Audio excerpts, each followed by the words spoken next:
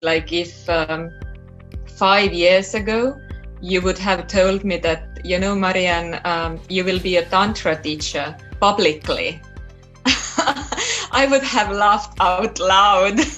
like really, no way, not possible.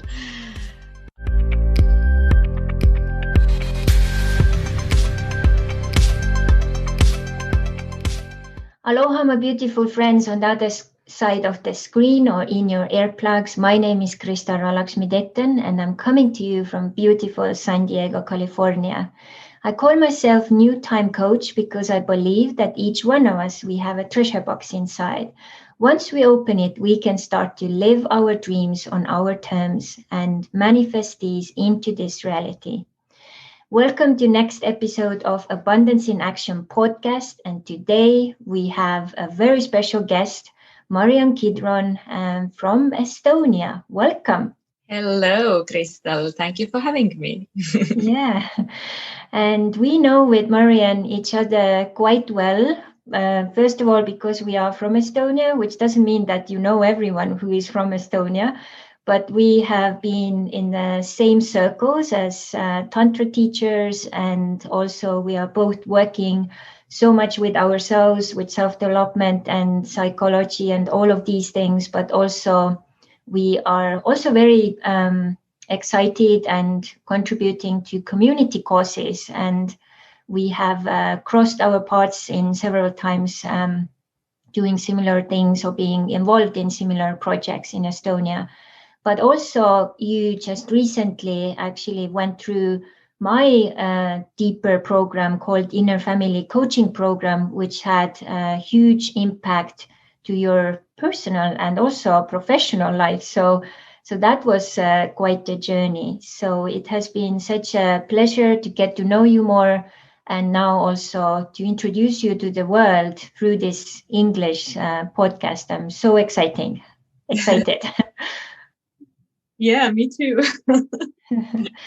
And when you sent me your CV, this was so impressive. It's like, I think when I printed it out, like 5 pages, I was like, oh my God, who is this woman, And you have had quite a journey from one extreme to the other.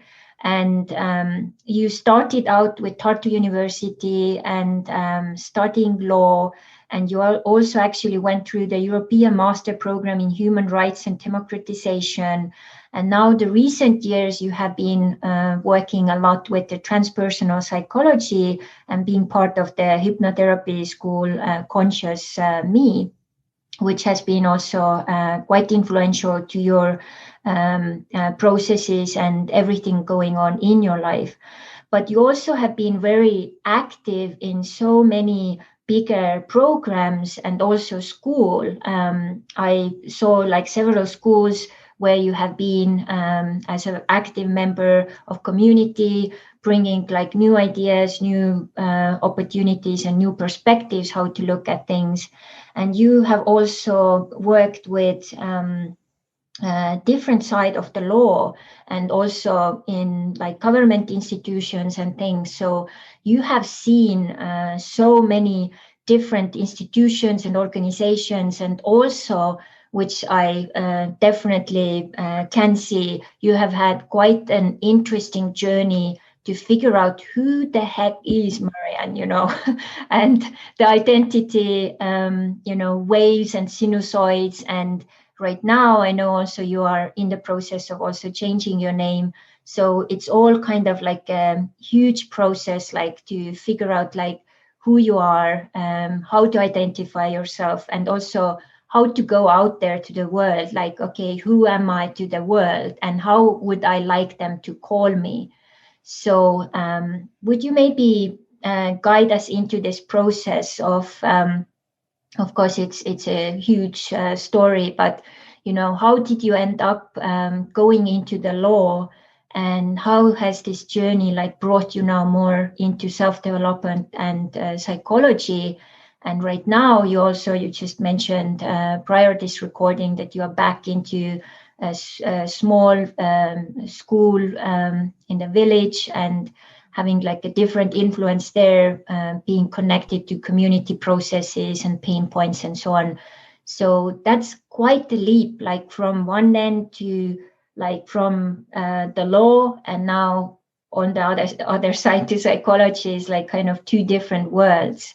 And also like tantra in between the whole thing, you know. So how did you end up with the interest in law? Could you tell us that story, and then let's move to the rest? Yeah, exactly. It's good that you brought it down to the beginning, to start from somewhere, because when I listened to you, I thought that, oh my God, I'm going to fulfill the whole podcast with the story of how I began and how have I made my choices. And indeed, like if 5 years ago you would have told me that, you know, Mariann, you will be a tantra teacher publicly, I would have laughed out loud. like really, no way, not possible. But yeah, beginning with the law, that was my first career choice, so to say. Well, actually, the story is, in a way, it's rare, because it's interesting for me that even if I look back to the very beginning, where I had zero consciousness, you know, about myself, about my spiritual being, about my deeper heart calling, when I look back at those times, I see that I still made the choices according to my heart. And if you talk about law, I didn't go to study law because it's prestigious and high paid, as very, very many law and economy students, for example, do. Because why did you go to study law? Well, it's very prestigious and high paid, and well, sure, you know, or I don't know, IT engineering also. But in the 8th grade in the basic school, I knew that I want to go to study law. And well, one of the reasons was a bit sad, and maybe that wasn't the deepest reason, but my brother was killed. My older brother, he died by a violent death. And some romantic, rebellious part of me, you know, this, and I wasn't a poet at that time, and my creativity wasn't so much flowing, but like as some kind of a novel character, you know, or a movie movie hero, I thought I will go and pay back, you know, I will go and make the right. I will go to put the justice in place, you know. So that was one of the ideas. But it wasn't only that. Like already in the school, it was me and one of the classmates, a boy, and we always stood up for justice. You know, it could be the teacher who put the grades maybe not so like transparently or fairly as it seemed to us, or the headmaster who threatened the girl, for example, that you know, I will send you back to your area school if you like don't behave as I like it, or something like that. And we were always the ones who stood up and said, you know, what the heck? No, it's not working like that. So we were like the bad kids who got into trouble with like alcohol and drugs and stuff. But at the same time, we were also the justice seekers for ourselves and for others. And our classmates and my friends, they always joked around that it's no point to argue with you, Mariann. You know, it always ends up you being right. and well, that has been one of my challenges, of course, in my psychological and spiritual journey, not to always want to be right. And luckily, it's so freeing to be free of that. But back then, that was this joke that you know how to make your arguments, and you are there for justice. So yeah, our classmates were also like, of course, you know, you go and study law for sure. So I knew that back then, and I had a small but. And the but was that my parents didn't have such money to pay for law. And back then there were a few places only that were the state budget places. And I wasn't studying in the best gymnasium in Tartu. I was studying rather in that was considered one of the worst ones. That studying was not so popular, and rather other stuff, was preoccupying the young people. But I knew that I really want to get into law, and I need to get in. So when the studying and everything came easily to me, like I got my 5s and 4s, and I didn't need to study very hard for that. But then I remember when I started studying for the history exam, because that was needed to get into law and the high score, I really studied hard. And I went back to my former, because I changed school in between the high school and basic school. And I went back to my basic school teacher because I knew that she was strong. And I asked, can you give me extra consultations? Can I come also to your consultations besides my own teacher in my new school? Because I really need to get that exam freaking well. And my history teacher told me, oh my God, no, history exam, that's so difficult. We had one golden medal graduating student who got some 90 something points, but otherwise, yeah. And I said, you know what? I need over 90. So you better help me study like that. And I was really, really certain of myself. I got 98 points. So I got almost, yeah. And that was unbelievable. But yeah, I got my free place. I got my free place in the law studies, and there the journey started going and rolling. Soon enough, I discovered that criminal law is not for me. Although in the beginning, I kind of thought that I will specialize on that. But I discovered no, that's not it. Also, I found out that all those areas of law that you can get rich with, like business and the law of obligation and this kind of, that's also not for me.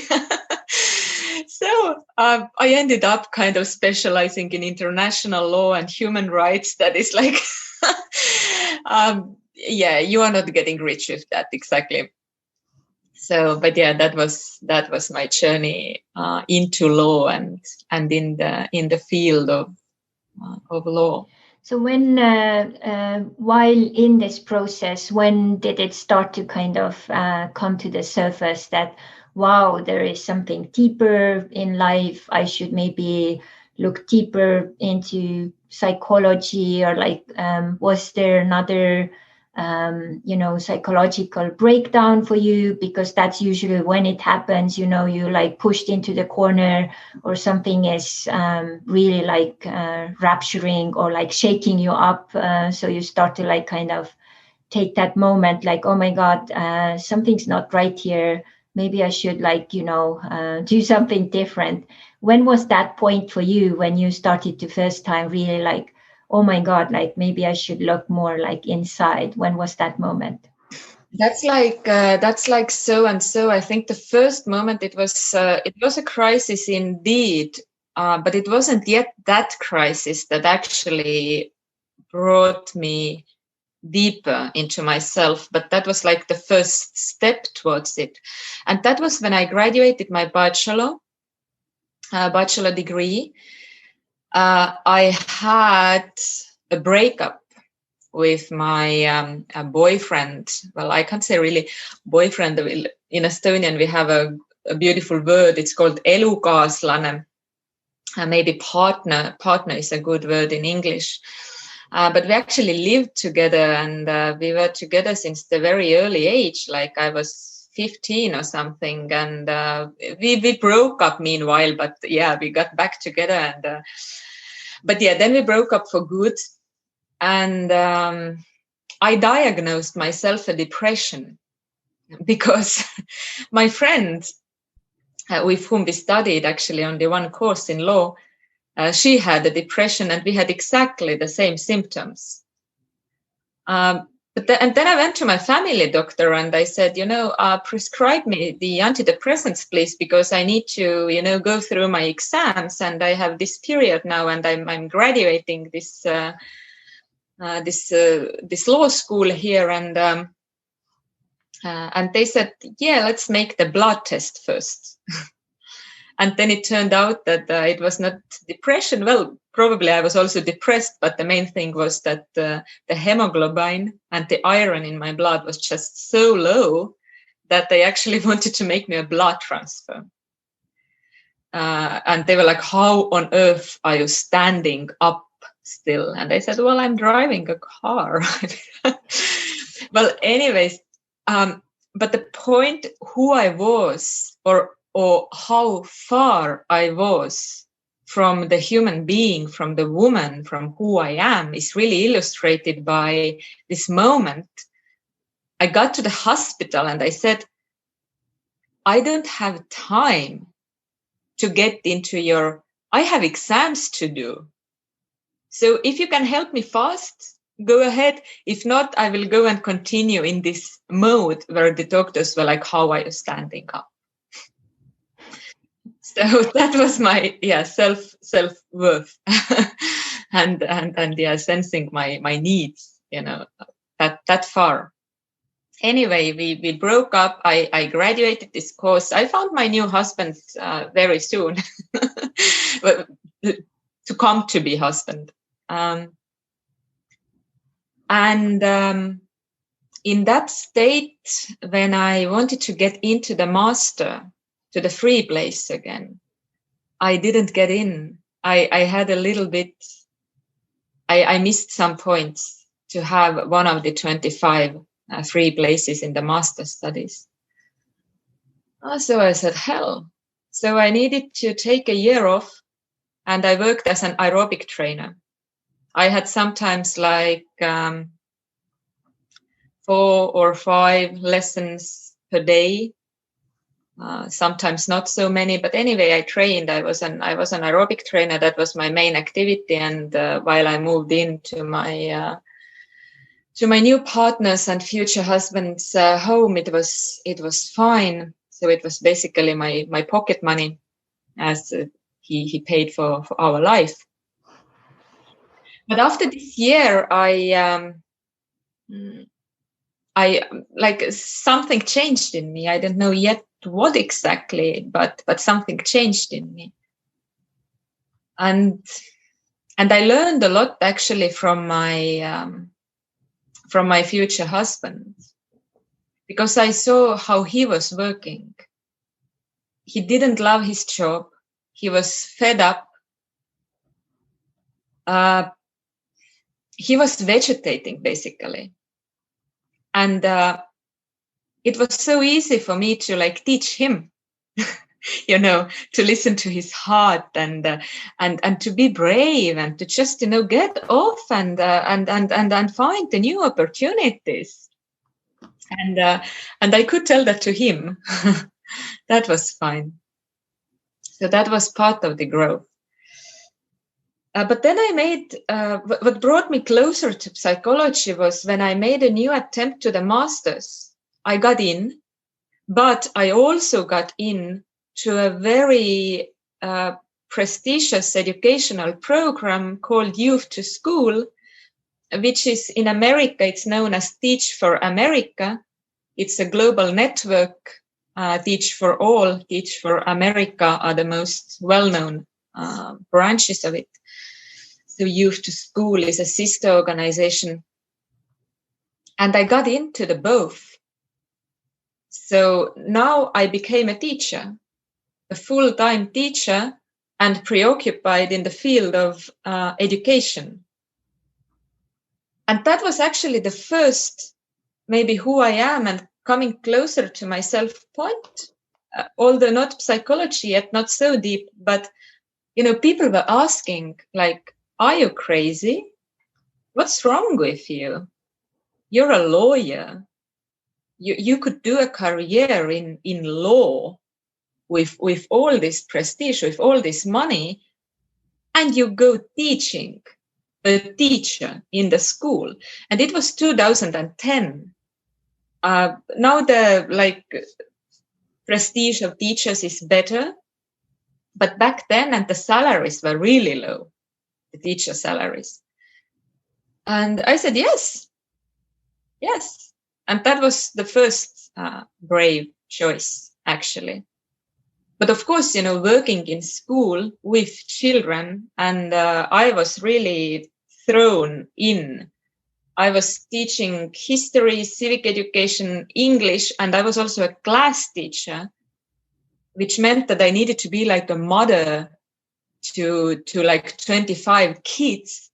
And it turned out that none of the other teachers agreed to take this class because they were like the crazy ones with whom they had like troubles all the time. And they were like only 5th grade. So I got them. And of course, the psychological journey you could imagine. As a teacher, working with them, I'm not just a teacher. I need to really go into myself as a human being to have some grasp of those processes going on there, because they are real mirrors and real teachers, like the most amazing teachers you could imagine. So that's where the journey started, this youth to school program and being a teacher. And luckily we had really, really great supervisions from the Open Mind Institute of Estonia, and where we actually really went deep into ourselves, not just professionally, but looking at the holistic picture of who I am and how does that fit into my work. So that was the beginning.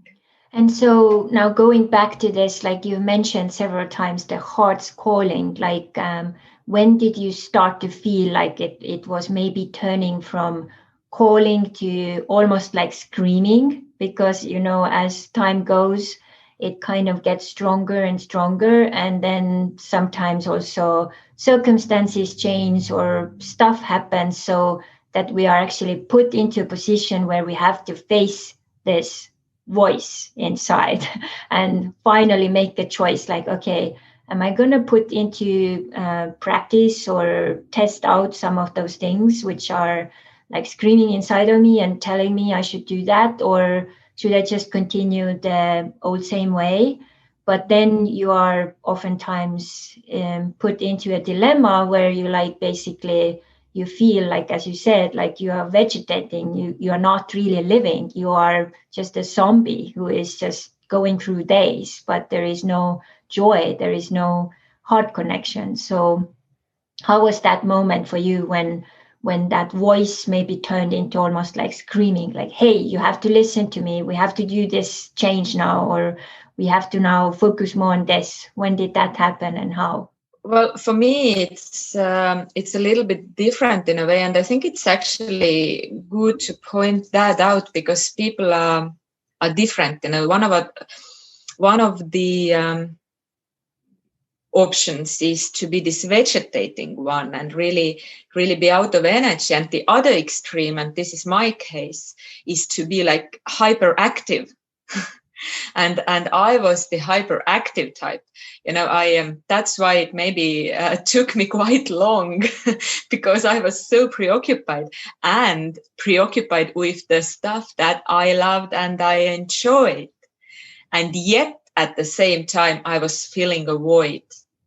And the void came not from that my activities of my professional life would be like somehow empty or meaningless. No. They were great. I was doing great things.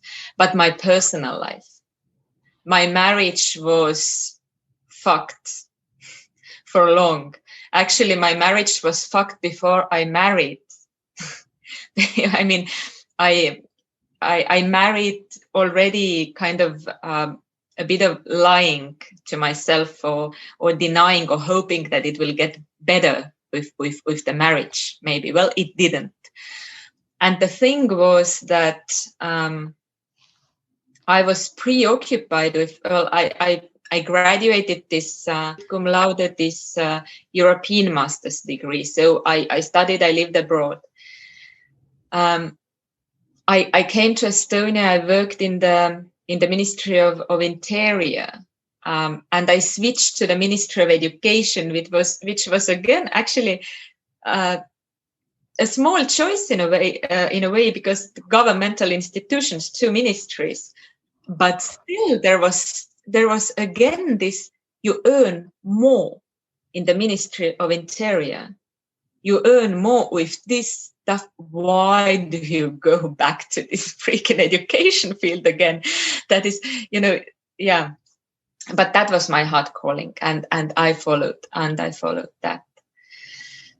And I loved my job in the Ministry of Education that I got back then. I was traveling so much. I was representing Estonia in the Council of Europe, in the European Union, some working groups, in some other organizations. That was an amazing time. Like, even United Nations, we had this human rights report.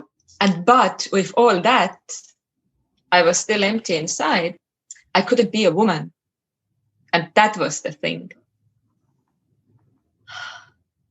And that was the thing. And that was the void I was filling with all my hundreds different activities. Can you elaborate? What does it mean? You couldn't feel that you are a woman. Can you elaborate a little more? What does that mean? That meant that I was this kind of man woman, or I was working so hard, even though I did it with passion, but I didn't have this place at home where I would, put it down and be maybe vulnerable or weak, or simply be. And I can't blame my husband for that. I'm not saying it's his fault, but our roles had turned around. Like, as I took everything on my shoulders, I took so many commitments and responsibilities. The same I did in our relationship and in our life. And then I complained about it, of course. Like, I was not satisfied with that, but I was doing that. And my husband, he was really passive. Like, some people say, like, how on earth, Mariann, did you even did you even find him? And how did you two, like, you are such a fire and he's such a, so calm. And so, how to say, yes, our polarities were really switched, exchanged. I was much more in the masculine and he was much more in the feminine. And it simply didn't work out.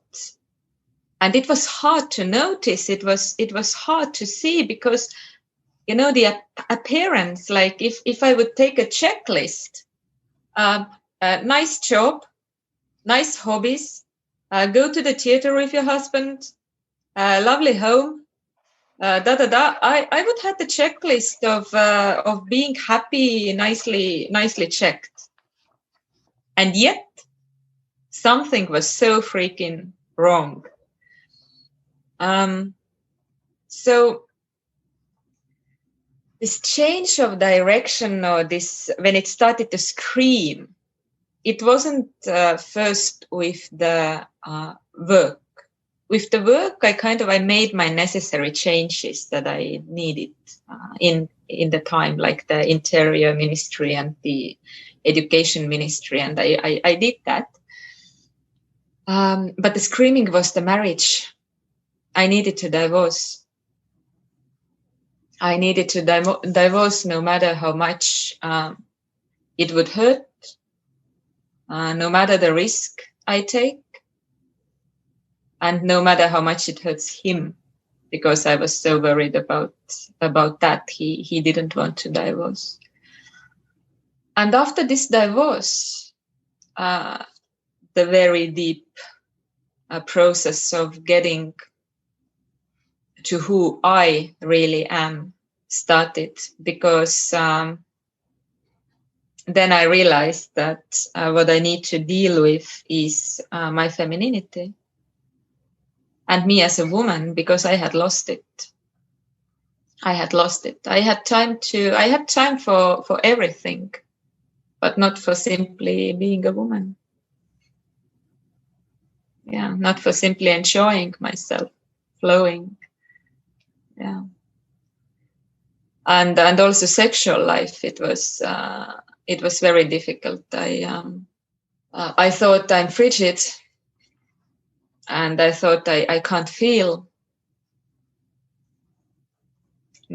Well, the truth was, it wasn't true. The truth was I was extremely sensitive, as it turned out with the first experiences in Tantra.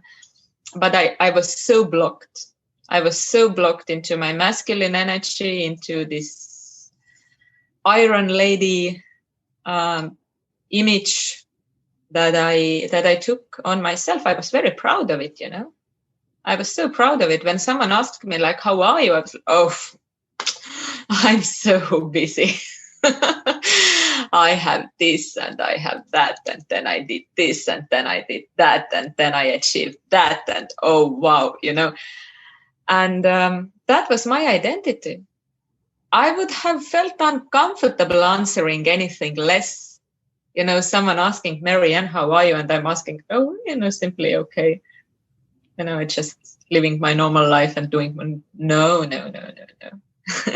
That's where I had taken myself, to find this self-worth that I was so lacking.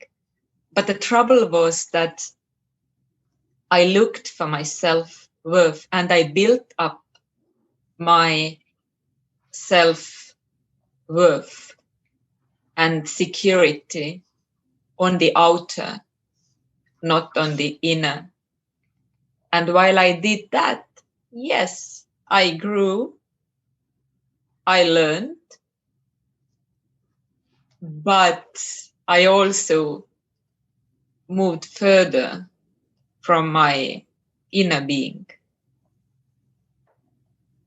from my inner child as well, who needed something totally different sometimes, and my inner woman, of course. So in a way, that pain which you got connected to was like playing a role of like fertilizing a new soil for the new Mariann, or if not new, the real Mariann, like kind of to emerge from the depth of you. So it could like stretch its arms out and say like, here I am. I need some attention. I need some love. Can you embrace me? So when that happened, what was the maybe couple of the first steps? What did you do? Because I know so many women who get to that similar point where you were, and they are so lost because they're also scared, because that's the only identity they knew. And then suddenly it's gone. And if you don't have a guide or mentor or coach to show you where the next step is, or what the next things could be, those women can get really lost, and then they may divorce, but then they may go into a next relationship where the same patterns actually continue to take over their lives. So what was your point there from that point where you were like emerging, and then what were the next steps, what you did? I wouldn't say that I would advise to go the same way as I did to other people. I would maybe do something differently when I would go back right now. Well, I started off with Tantra, but my experience in Tantra was like not so smooth, maybe. I started off with a yoni massage. But the thing was that I had a huge amount of sexual trauma, which I wasn't aware about. Well, some of it I wasn't even aware about. Some of it I was I had forgotten it, so to say, forgotten. And well, how to say, if I would go back there again, I would start to go a little bit more slowly in the field of tantra, in the sexual practices. Yes, in the first, second sessions, I found out that I'm not only sensitive, but I also feel the energy like really, really quick. But at the same time, I was in a way re-traumatized because this therapist wasn't the most, how to say, in his heart. He was a bit more guided by his desires. So what I would like to put on the hearts of the women who are maybe also struggling with their like sexuality and femininity. Yes, I definitely encourage you to experience a tantric massage, but be very careful who is the therapist, because it's very different if the person is really in this clean, pure flow that he's giving you the divine touch, and you feel the difference, that the person is connecting to the divinity in you from the place of divinity in himself, and there is no desire, because this is the place energetically where the healing can happen, and this is the place that allows the therapist to go slow and to sense your like boundaries, because if there are very difficult places, you can't jump right in. Like, yeah, even like the female ejaculation, for example, it's not hard physically to force it, but it's very damaging to force it on the emotional and energetical level, and considering that the trauma you are with and your blockages, they need this gentle and conscious and with really big sensibility approach. So that's one thing. So I kind of rushed in, but luckily other practices came as well, like dances and this kind of different tantric practices. Some female workshops. I was really lucky to attend Pero Kwas, who is the world-known femininity. How to say about her teacher. And she was in Estonia exactly at that time, and I got to translate her for 2 days. So this femininity work was definitely breaking. And what I didn't do as well, I didn't find myself like a therapist. A therapist or a coach or someone with whom to walk the path, to open up the process and share where I'm at. So I had the tantric circles, I had some workshops, I did this and that. I had some friends who were on the similar path or a little bit ahead, but I didn't have this therapist or coach, and I think that would have really been helpful.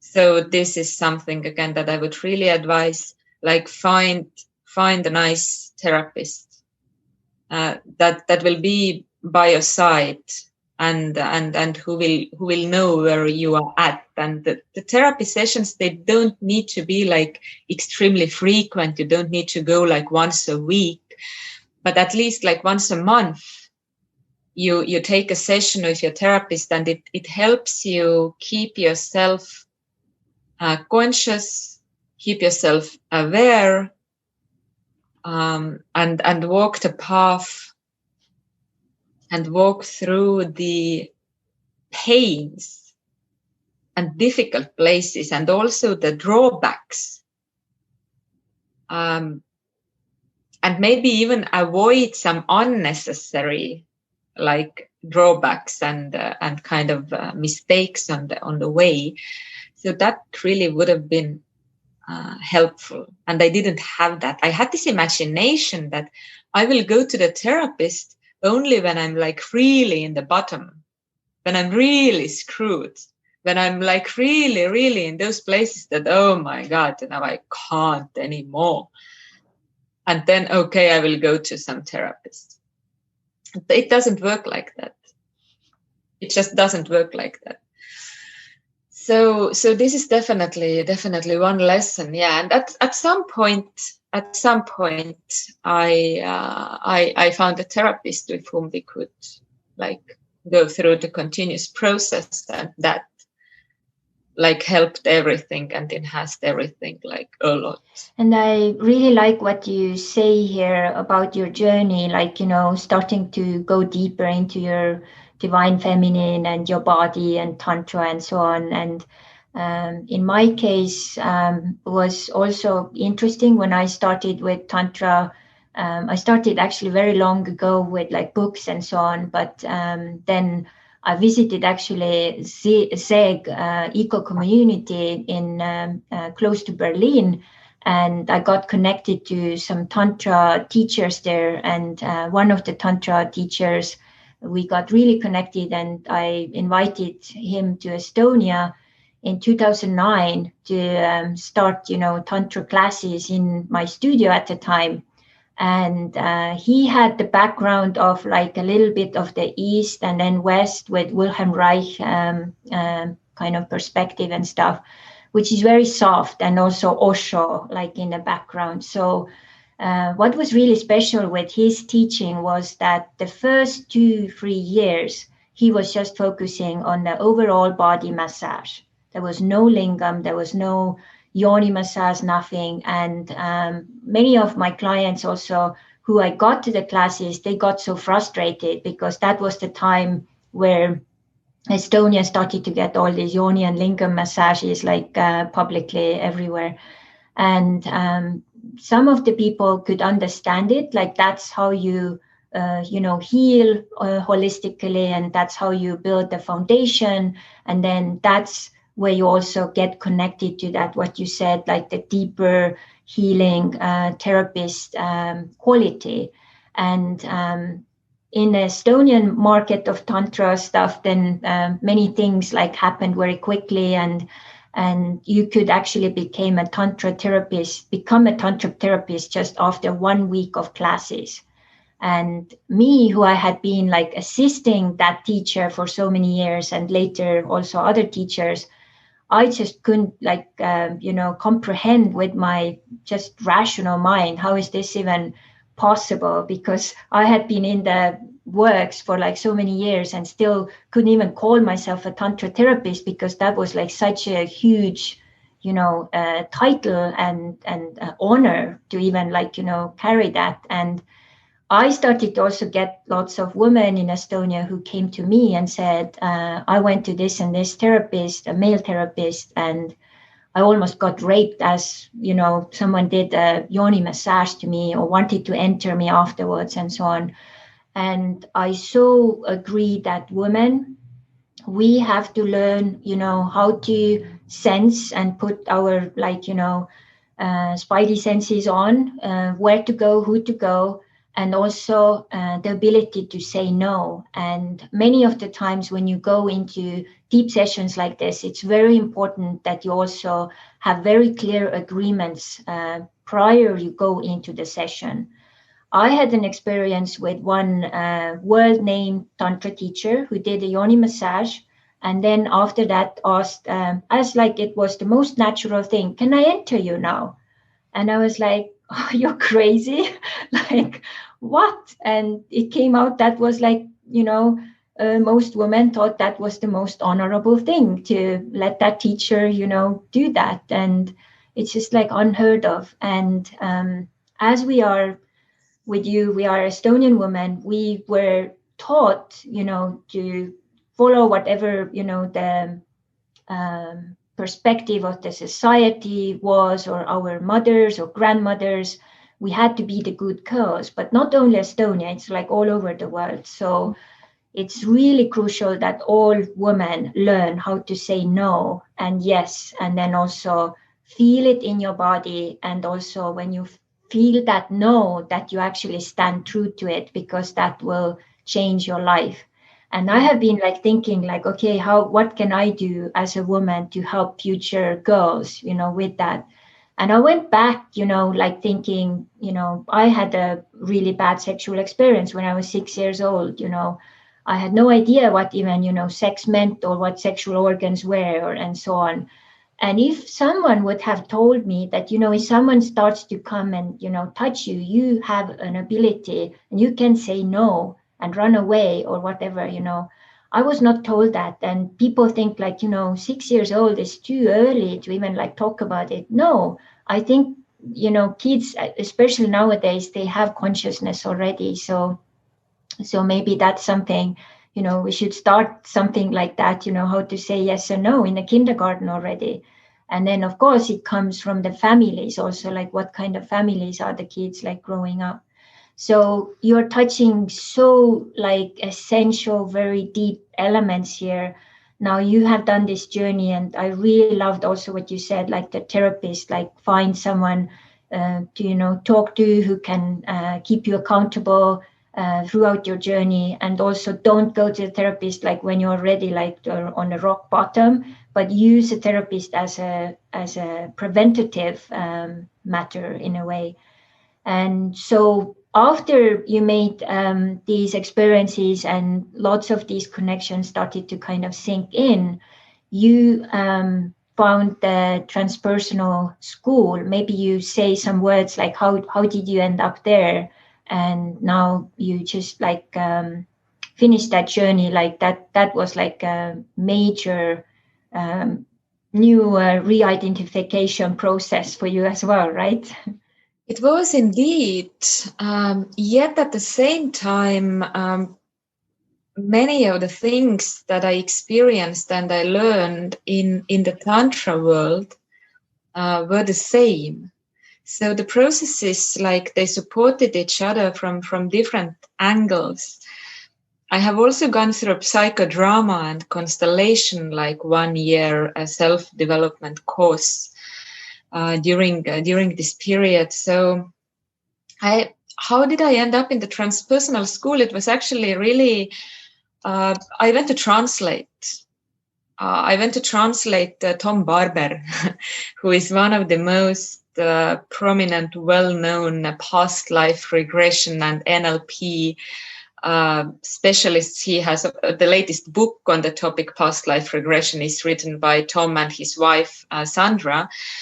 And I went to translate Tom. He was teaching a module on pain control with hypnosis. It was extremely interesting, and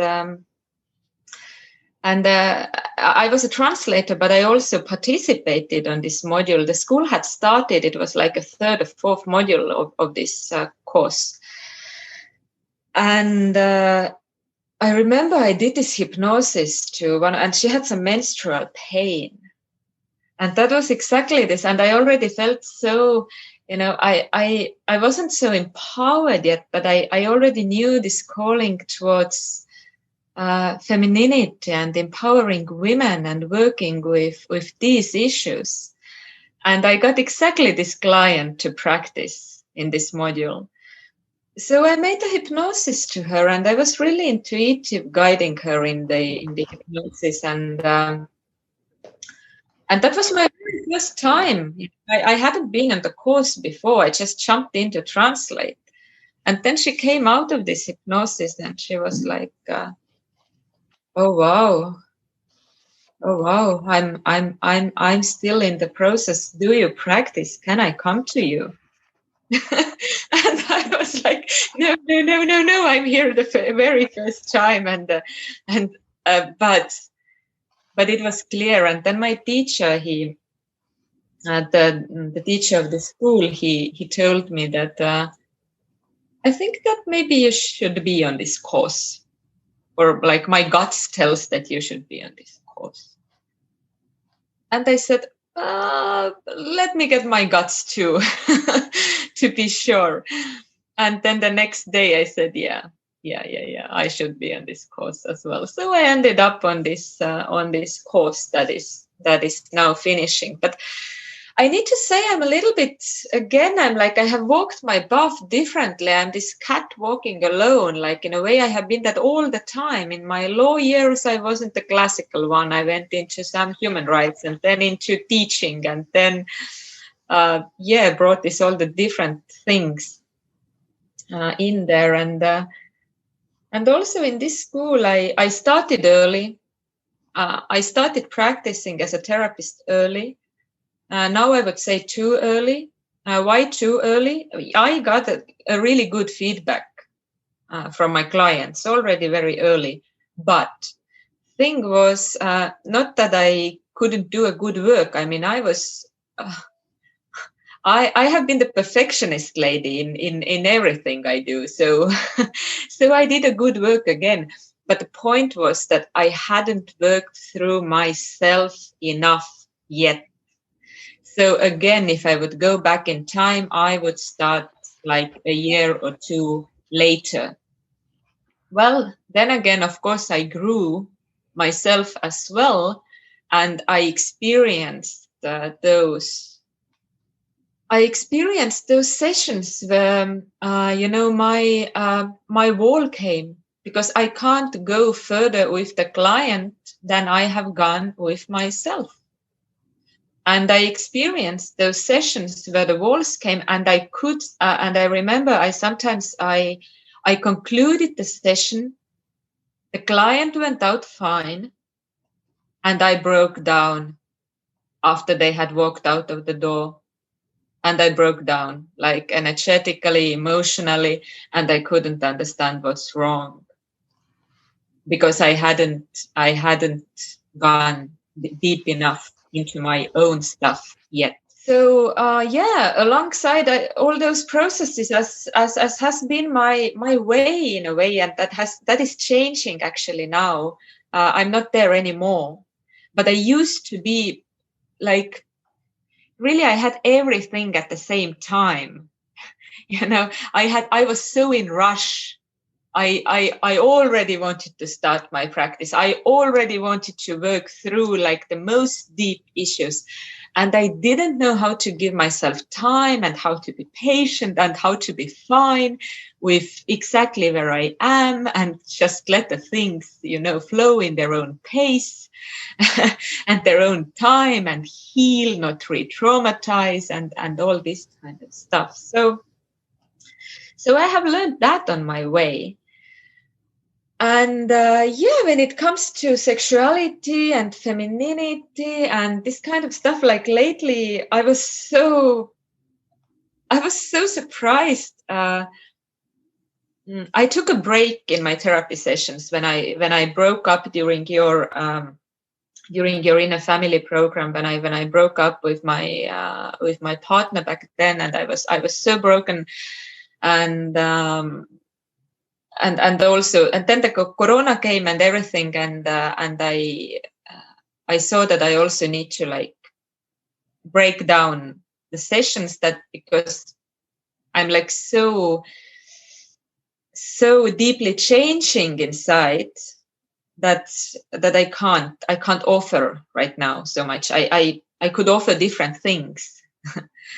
like inner woman courses, for example, online, but not my classical sessions. Can you also mention a little bit also like how did you even find my Inner Family coaching program? And then that was really special, because you are one of the few who came to the class actually, or the program, with your partner at the time.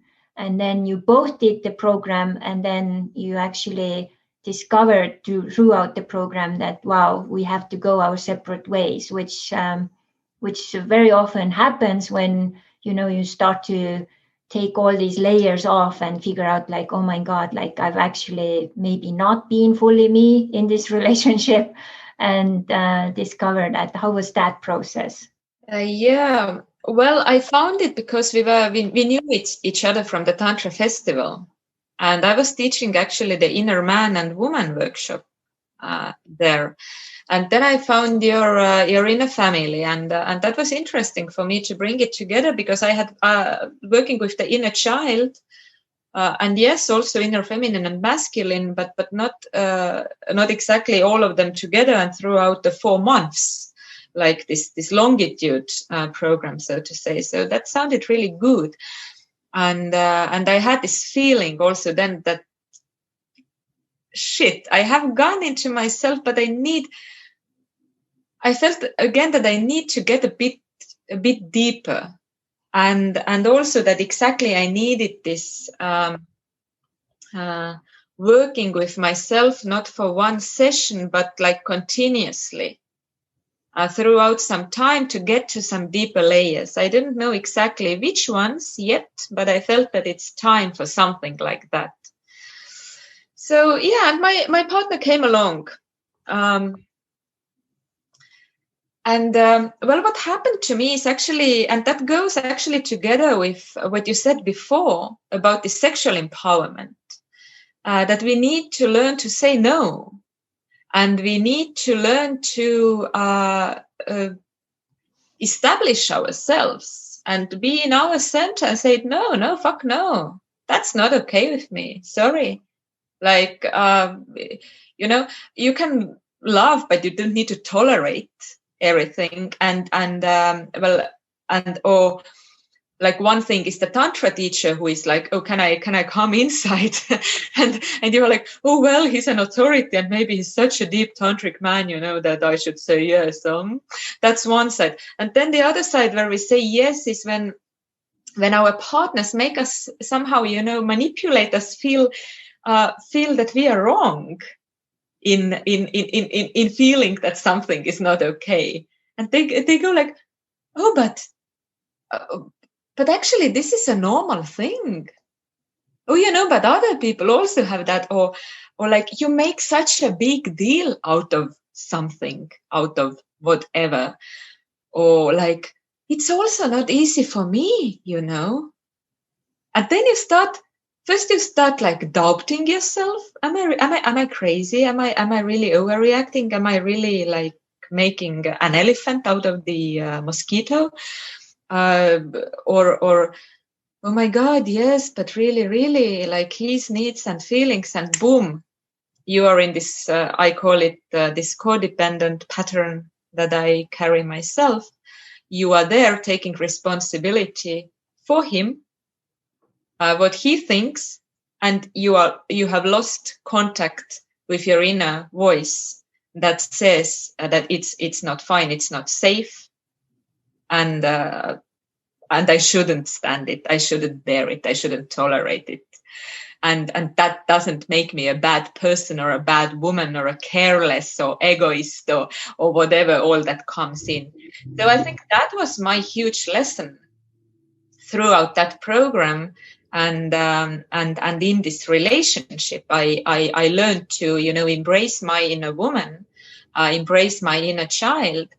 And I have written a text that's headline is that, sometimes the most spiritual thing you can say is fuck you, like bluntly, fuck off.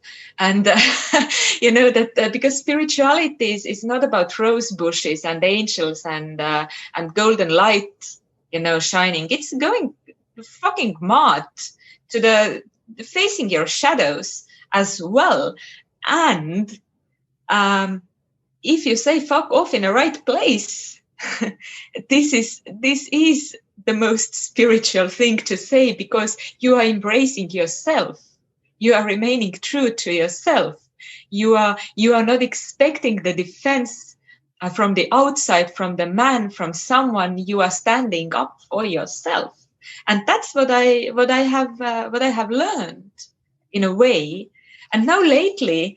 That was so interesting. A woman invited me over to her podcast, And we were about to talk about being a woman in nowadays world, and femininity and issues related thereto. And exactly this good girl syndrome, so to say, was one of the things we talked about a lot.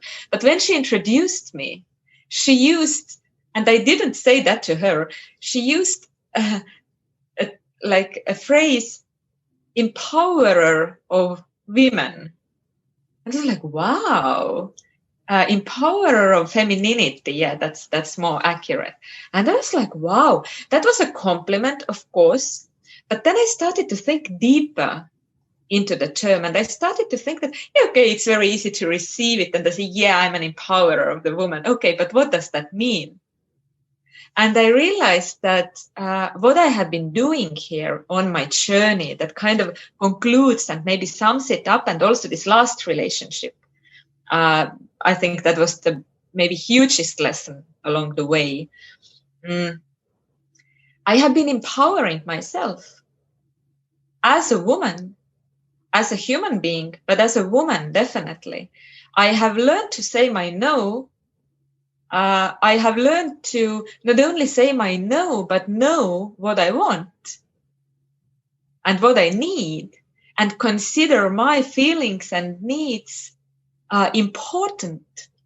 And empowerer of the woman, what does it mean? It doesn't mean that I'm going to tell you, and I have gone through that myself, I'm not going to tell you that, go ahead and demand, whatever you want, and, stamp your feet on the ground and and don't stop before you get it. No, that's what little princesses do. But and that's what I used to do. And I was in two extremes, I was the very good girl who was afraid to lose the intimacy and love and the approval of the partner, and who fell into all the manipulations of feeling guilty and bad and being good girl again to get back the intimacy. And then the other extreme was that when the cup was full, and I had went into this good girl too much, then the cup, exploded. And then I came into this princess, standing like that and demanding my needs right now. and these were the two extremes. But it's normal. And I want to say to you, all the women that you are listening, it's normal, it's okay, it's fine. Because if you give up too much of yourself to retain this intimacy, you're so afraid to lose it, to lose this love and approval, then at some point, the pendulum, it goes on two extremes before it stops. So, and I think maybe this center is where you know when to say fuck off, when you know when to say that no, that's not fine.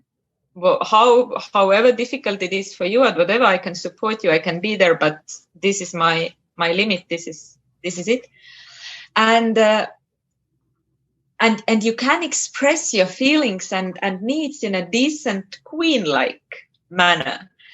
And I often use this phrase, Crystal. I got it from you, and I love this phrase, and I oftentimes use it to illustrate this. It's like putting down my sword.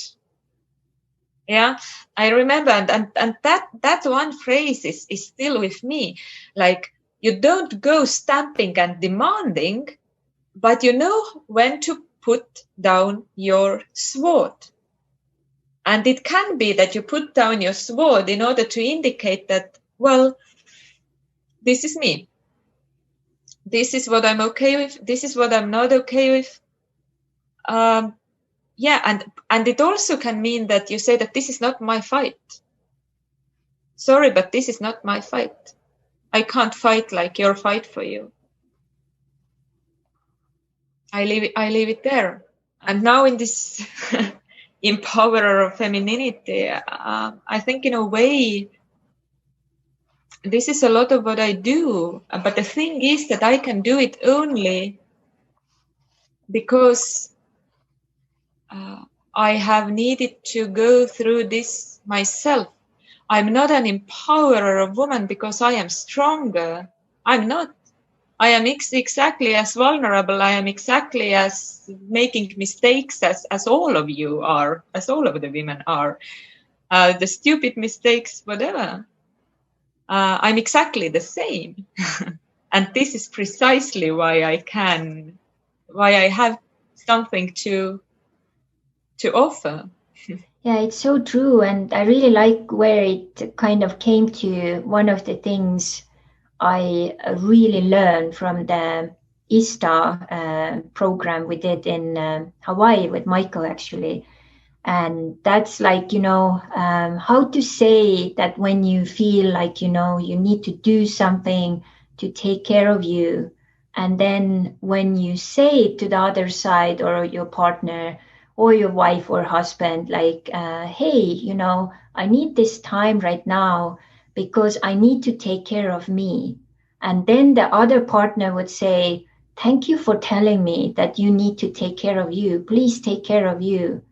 And not getting angry or like, oh, you don't care about me or whatever. Understanding that when they put themselves first and fill their cup first, they will be better wife, better husband, better partner, whatever.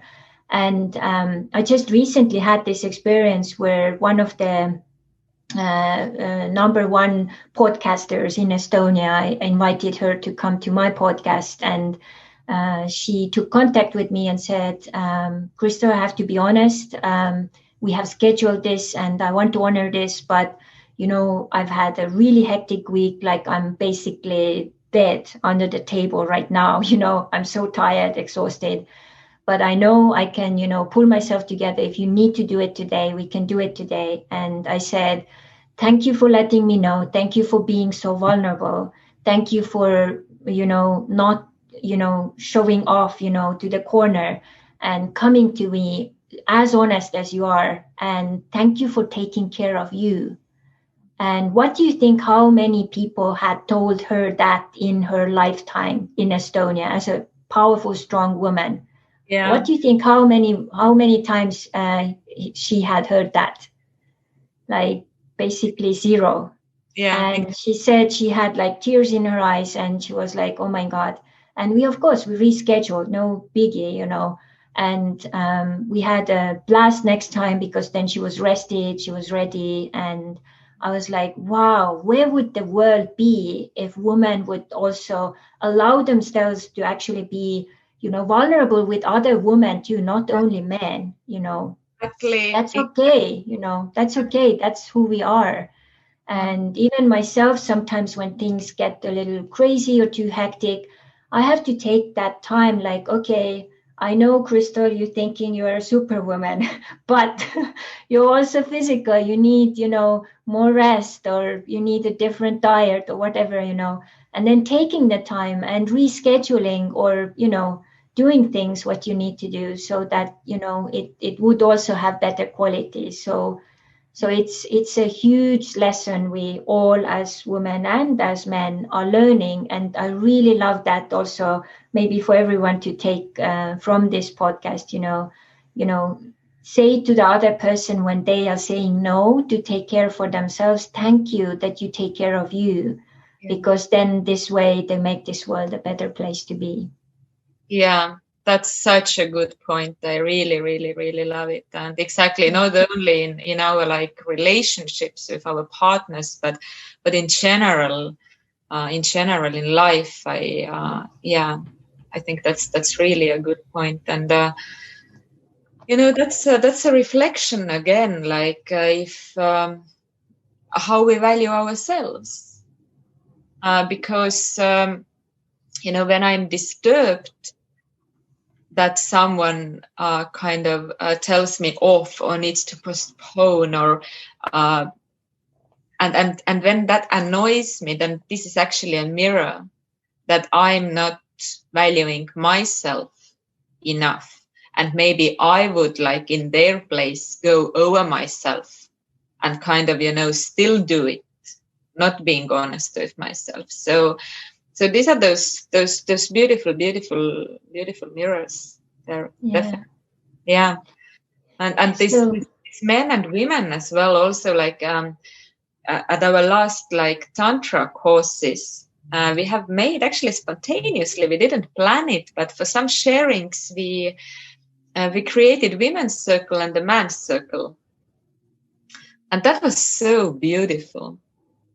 That was so beautiful. That was so different, and actually, especially also for women, yes, but for men, that was so funny, because I went into the women's circle, and my friend with whom we do together those courses, he was with men.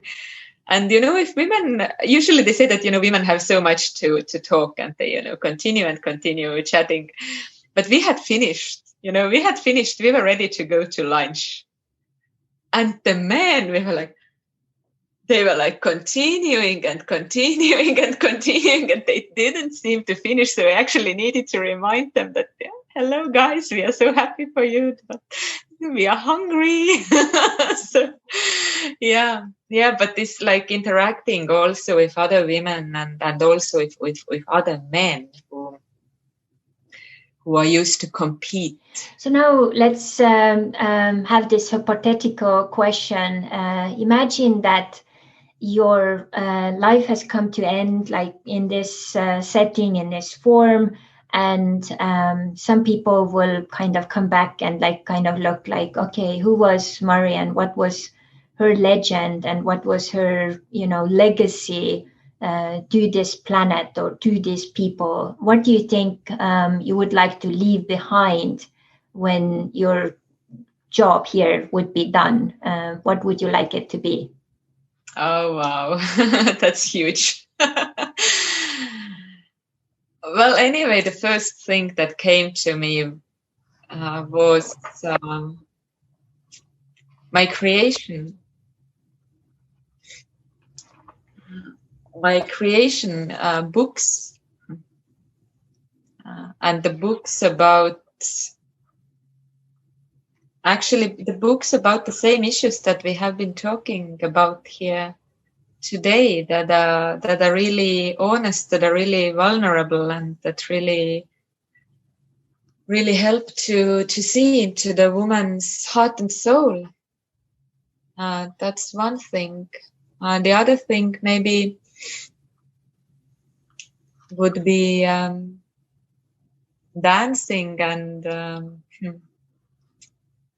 I have come to perform lately with my poems. We had a poetry concerts, and I really love that, and think that my creation would flow in some other forms as well. Maybe poetry and dances put together. Yeah, somehow, or some deep talks, and because we talk at those poetry concerts also a lot about life, and touch people deeply. Yeah, so they say. So lots of love, I guess, is the main thing. Just love and authenticity. Yeah, it's very beautiful. So with your example, everything we discussed today, I think it's such an amazing example how you can actually put your abundance into action, because I really believe that, each one of us, we are born with this treasure box, and you, without knowing, and most people also, they don't even know, you start to open it up, you feel the urge, you felt the urge for justice, you start on that journey, you did 1 degree, then you did the 2nd degree, and then you found, all these little treasures here and there. And so many times you also found them also probably once you went through some new challenge or some new fear you were facing. And then as you are collecting them, it almost looks so many times when I look at this perspective, zooming out, it's almost like a video game, you go to one level, you kind of get your treasures, then you go to the advanced level, and then that's you kind of advance to higher levels, and at the same time you're also going deeper. And I think that's such a beautiful example. Your life is that, you know, you have discovered so many of those facets of your treasures, put them to work, put them to also serve you, your life, create more abundance, but also now understanding that what that true calling is, like, you know, put your poetry and put your words into work, and also your creativity in so many ways, and also inspire others along the way that, hey, doesn't matter if you're a man or a woman, you know, find a guide, find someone you can, you know, go along and get yourself maybe out from the rut or wherever you are stuck, and then get it going, and then have that trust, because you have had so many moments when you had to really trust that inner knowing and inner call that, okay,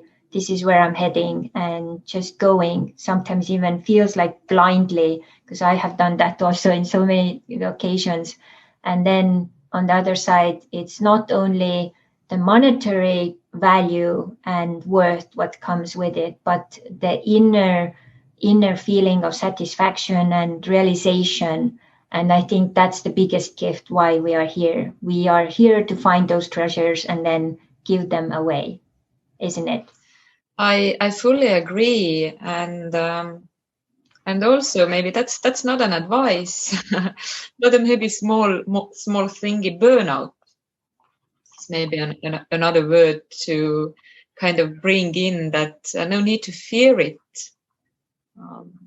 because I had made the choices before, but one of the biggest turns was when I actually burned out. And that was one of my last, like after the ministry, I was a headmaster of a very small school just being created, and also like running on local elections and in politics. And I was already fully in my psychological processes, and I simply burned out. I really badly burned out. And that was great. That was amazing. Because that took me to start with my psychology practice, which might have come a little bit early, as I said before. But anyways, I needed to get to that track, and I needed to get there faster because life pushed me. And monetarily speaking, when you burn out and you get this diagnosis of clinical depression and anxiety, you get a sickness leave and you will be paid for a while. And you can, okay, maybe I shouldn't. Well, Rina Rautsik was also, if you so, you can buy the antidepressants. You don't need to take them. You can still be with your guide, with your therapist, with your spiritual practices, like Osho ones, for example, a genius to use.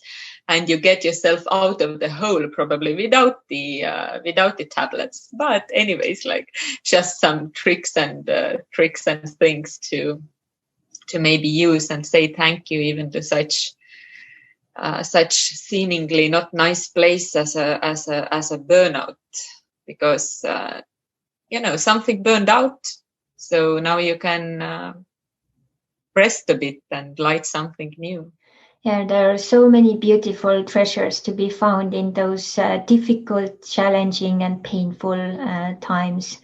And it's all up to us to pick them up and make it into something new. And I think your life has been a beautiful example. So thank you, Mariann, for sharing all these amazing gifts and stories and inspiration and motivation with our beautiful listeners and viewers.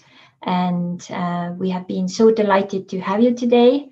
And I also know that you have prepared a little gift for us. Can you just say a couple of words what that is? And then later, all of you can find it in the notes section. You can download it. So this is actually one of my poems, but not only a poem, but it also has a little bit of why along with it, I mean, why did I write this poem, and also some questions to help you grasp the essence. It is called Yes to Myself.